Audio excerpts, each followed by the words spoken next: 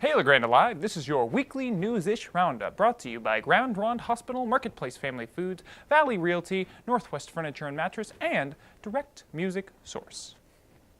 So I went out to Hot Lakes this week, and other than almost getting attacked by a goose in the parking lot, I had quite a good time wandering around learning about all the new changes that are going on at this Eastern Oregon retreat, and talking to Lee Manuel about her 13-year investment in this property, previously dilapidated, just miles outside of Union and LeGrand. On November the 1st, 2003, our 22-year-old son Larry brought the entire family here to Hot Lake Springs. The building had no roof, no windows, all 368 gone, glass and frame. You could barely walk through the halls without falling through the floor. All of the family standing in bird poop up to our knees, deciding that yes, we can do this.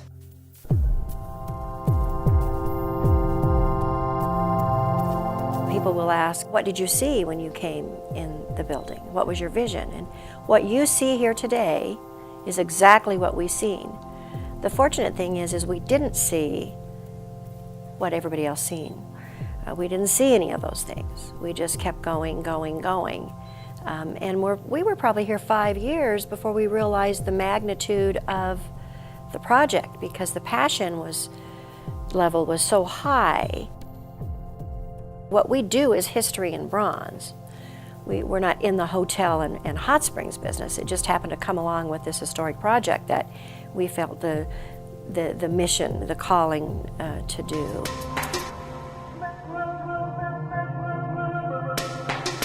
My husband is immensely drawn to the history of the Native Americans. He was raised literally or very near to the Whitman Mission in Walla Walla, Washington. And of course, this is the heart.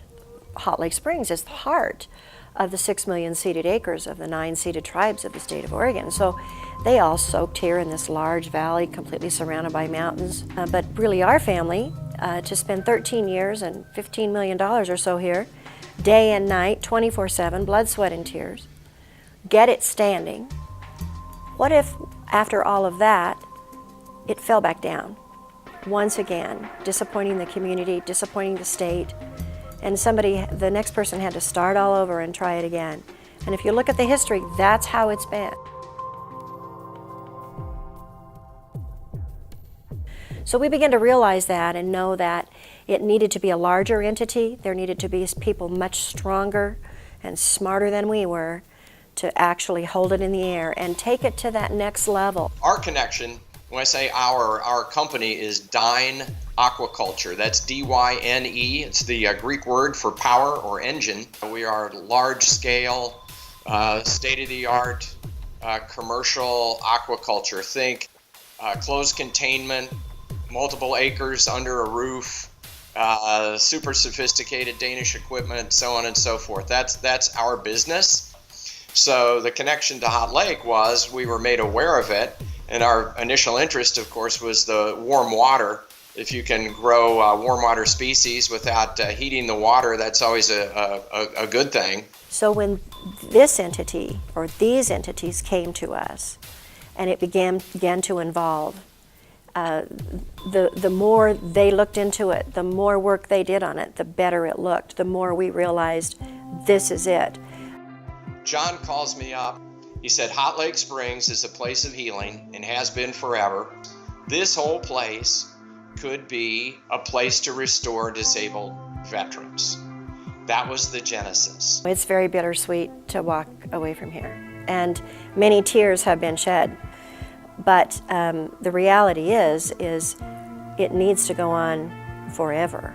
It's very difficult, but less difficult because we believe in these people so much and their mission and what they're going to do with it and where it's going to go. And not only the physical building, but for this county to have the possibility of a few hundred jobs introduced to Eastern Oregon. Such a privilege. For us to be able to move to the sidelines now and watch what's going to happen here, it's just worth it all.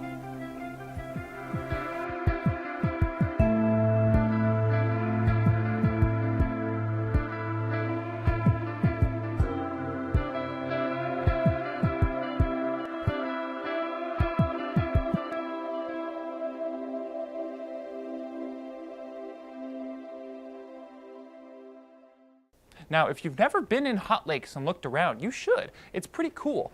They have the oldest X-ray machine in the world, according to Lee, plus a bronze foundry, many spas and hot tubs, and a dozen little critters wandering around that will make you stop and stare and maybe stay in your car for fear of being goosed.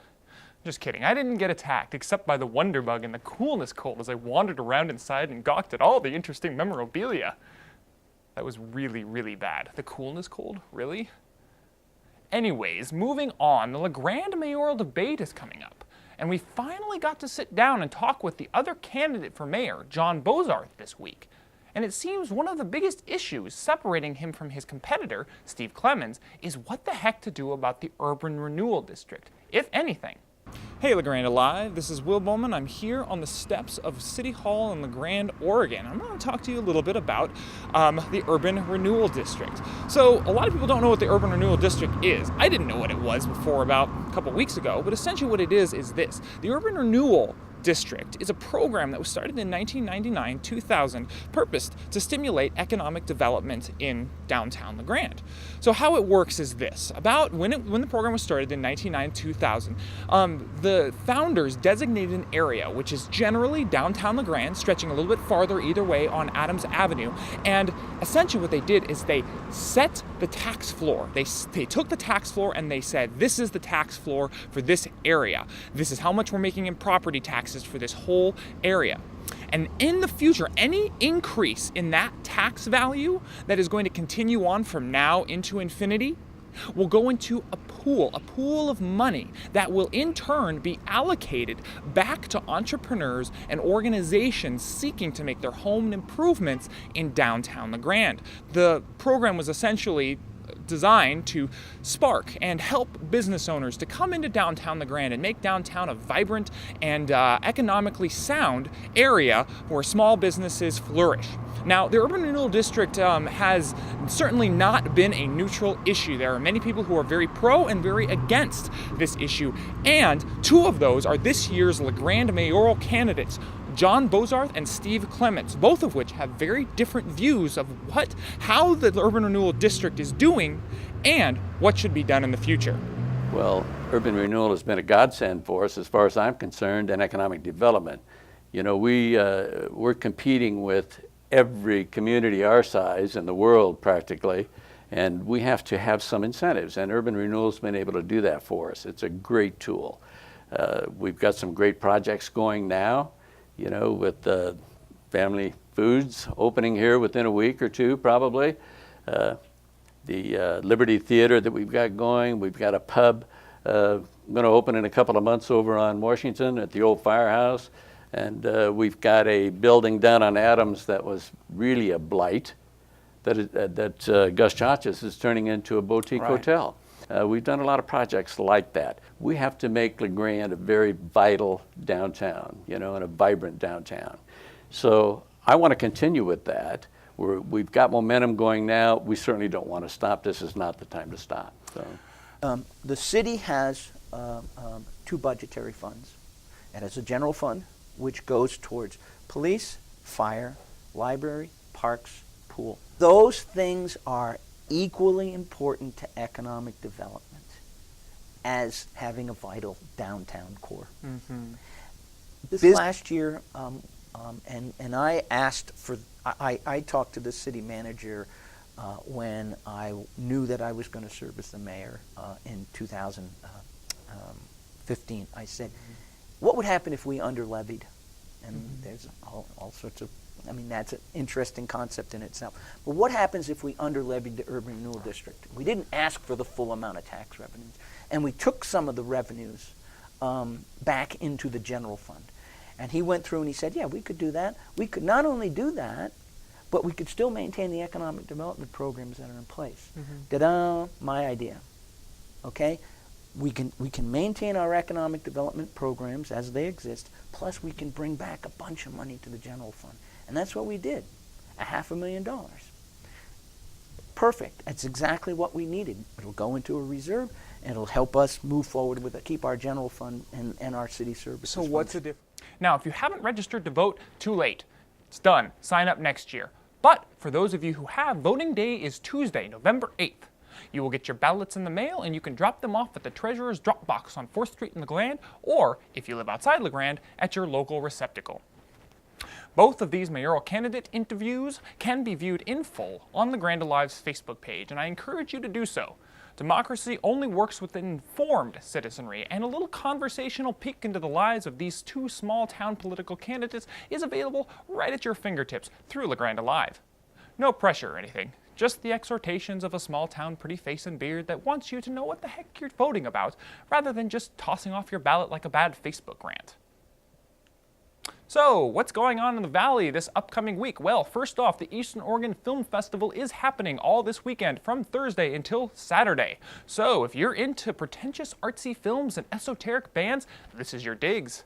Full festival passes can be purchased for $60 online, and single session passes can be purchased at the door of the particular showings, provided there's still seating left, that is. For a full schedule of the films and the events, see the website for the film festival. Also, the haunted house is still scaring at the Meridell Center Friday and Saturday nights until the end of the month. This weekend, there's several fall festivities available, including a pumpkin patch at Johnson Family Fruit, a harvest festival in Haines on Saturday morning and early afternoon, and several live music groups, including the Grand Ronde Community Choir, Honey Honey, a rock and country duo, Keith Taylor, a ragtime pianist, plus a junk ton with the film festival. If you're interested in the times and locations of any of these events, pick up the Go magazine with the Wednesday Observer or visit the Go magazine website. They have a fantastic spread with specific times, dates, and a more in-depth look at these and other events. In sports, last week the LHS Tigers football team trashed Milton Freewater 68-20 in their second to the last game of the season.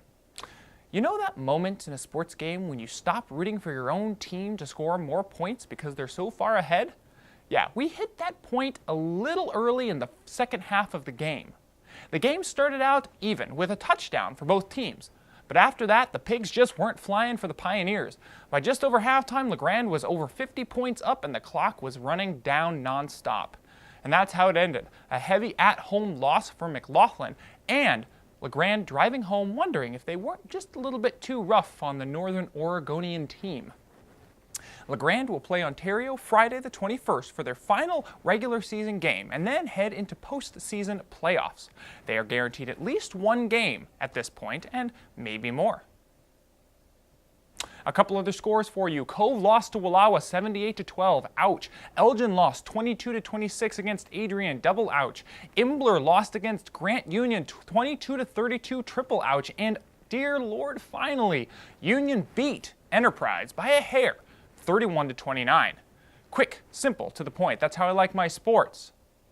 And speaking of quick to the point, here's what's going on up at EOU in their athletics as told by somebody, not me. I'm Evan House. And I'm Chris Duarte of UU Athletics. This is Around the Mountain in about 90 seconds.